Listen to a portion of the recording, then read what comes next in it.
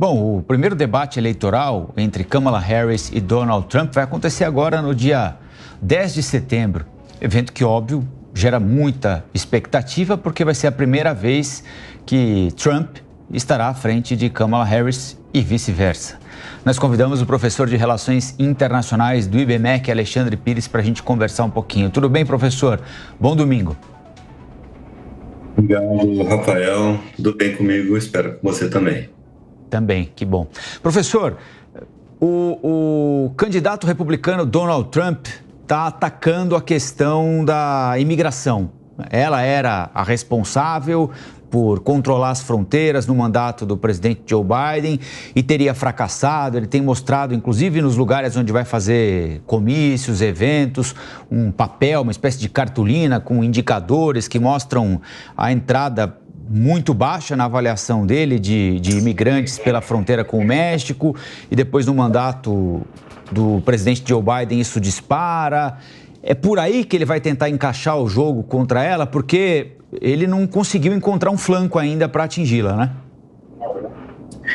O que ele vai querer fazer agora é colar completamente os fracassos da administração Biden ou aquilo que ele acha que são pontos fracos a Kamala Harris, ou seja, ele quer transformar, obviamente, a Kamala Harris na figura que seria a responsável pelo governo.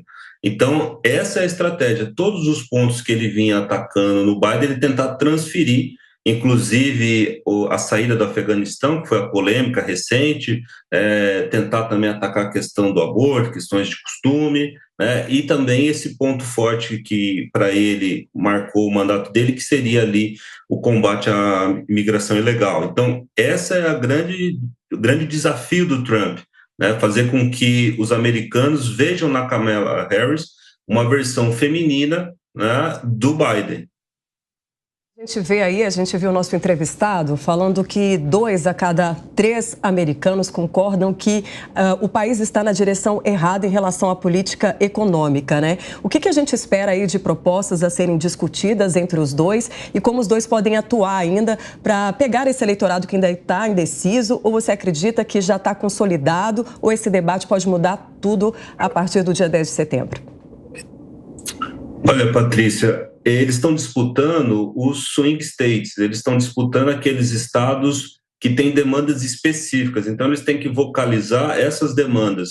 Como muitos desses estados estão naquilo que nós chamamos ali do cinturão da ferrugem, né, o Rust Belt, são demandas muito mais populares, né? Então tem questões de habitação, tem questões com relação ao custo de vida, a questão da inflação, então eles vão ter que falar disso no debate, mas, ao mesmo tempo, eles vão ter que apontar questões que fogem dessas preocupações imediatas, né? Ou seja, seja o aborto, questões reprodutivas. O próprio Donald Trump tem agora uma proposta com relação à cobertura de fertilização in vitro. Então, assim, tem temas que fogem muito desse debate ligado aos estados pentos, que são os que realmente vão decidir o vitorioso, e, digamos assim, abrangem um aspecto ou internacional ou nacional, mas isso com certeza não vai ser o ponto principal. Eu acho que vai ser um debate com muito ataque e uma tentativa do Trump de mostrar que a Kamala Harris não tem competência também, ou seja, aquele mesmo discurso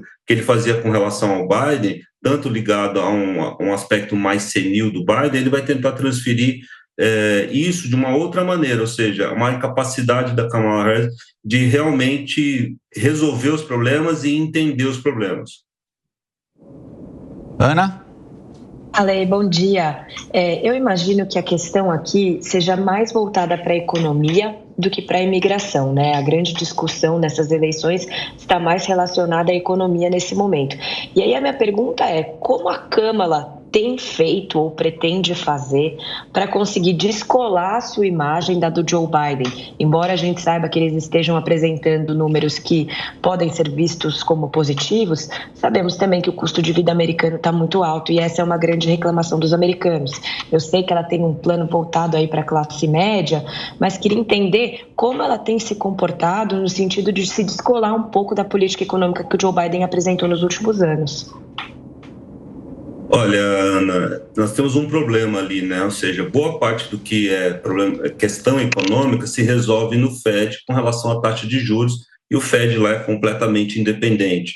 O que tanto o Biden quanto o Trump fizeram com relação à economia foi a tentativa de refatorizar, né, trazer de volta, as manufaturas para os Estados Unidos. Essa política é muito parecida, né? Ou seja, então, trazer manufaturas de volta vai ser provavelmente um ponto comum dos candidatos, ou seja, a disputa com a China, né, essa disputa com relação aos semicondutores, inteligência artificial, o dumping de carros elétricos e painéis solares. Então, vão ter questões econômicas que realmente estão ao alcance do presidente. Agora, essa parte ligada a juros, eles mesmos não podem entrar nessa seara, porque vai dar a impressão que eles vão pressionar o Fed, o que todo mundo sabe que é inviável, né? Então, acho que tem um debate que nós chamaríamos, digamos assim, mais microeconômico, igual você falou, custo de vida, cobertura de planos de saúde, mas esse aspecto da economia americana